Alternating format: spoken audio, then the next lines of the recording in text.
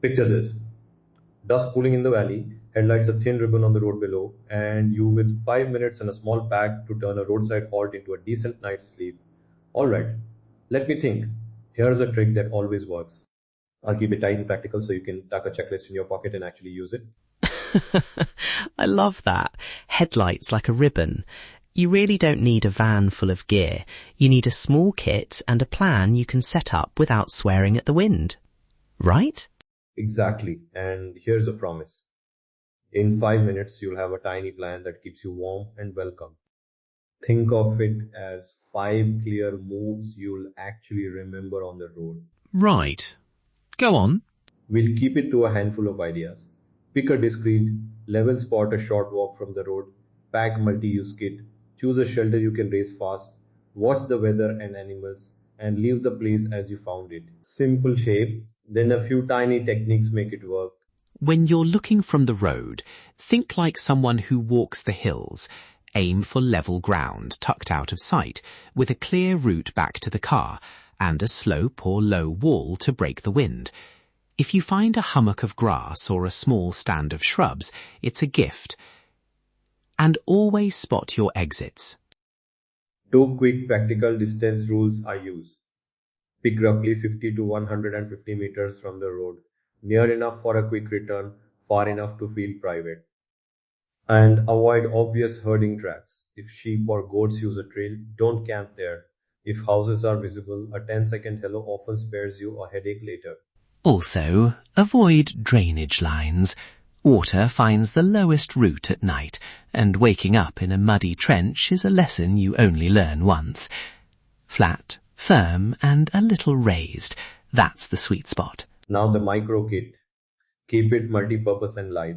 A lightweight tarp or a 3-season bivvy, a thin insulating mat or closed cell foam, your jacket that doubles as a pillow, a soft bottle of water, a small stove, a headlamp, a tiny blister first aid kit, and a length of cord.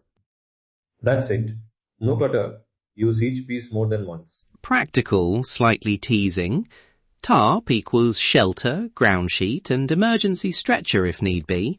A buff cleans, shades, and can filter murky water briefly. And whatever you don't use twice on a trip, leave it at home. Less weight, fewer regrets on steep roads.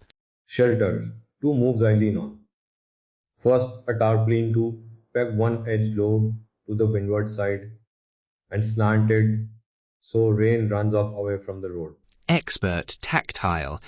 If you only have rocks, loop cord round a stout stone and timber hitch the corner. No long pegs needed. Dead man anchors of buried stones work where soil's loose. Quick tricks like that save you from a very windy night. Exactly. And the second move is the bivvy under overhang. Mat, bivvy bag, tuck under a low rock shelf or a big bush, and you can be down in minutes. Both options keep your footprint tiny and your silhouette low. I can't argue with that. Stove is polite, quick, and keeps smoke out of village windows. If you do light anything, keep it tiny, controlled, and only where locals permit. And one more travel rule, if the road is clearly active at night or there are locked gates or signs of religious activity, don't camp there. Move on and find a safer spot. Firm, reflective. Safety over secrecy. Don't hide so well you can't escape if the weather turns. Tell someone at the road roughly where you are if you can. A quick shout or an SMS keeps options open. It's simple sense, honestly. Quick first aid and weather watch. Carry blistered plasters, a couple of painkillers, and a few steri strips. Look at the sky before you settle. If clouds stack up, move lower. Mountain storms arrive fast. 5 minutes of watching can save you a soaked night. Also carry a small power bank, light, and a GPS ping are priceless. Earnest, persuasive.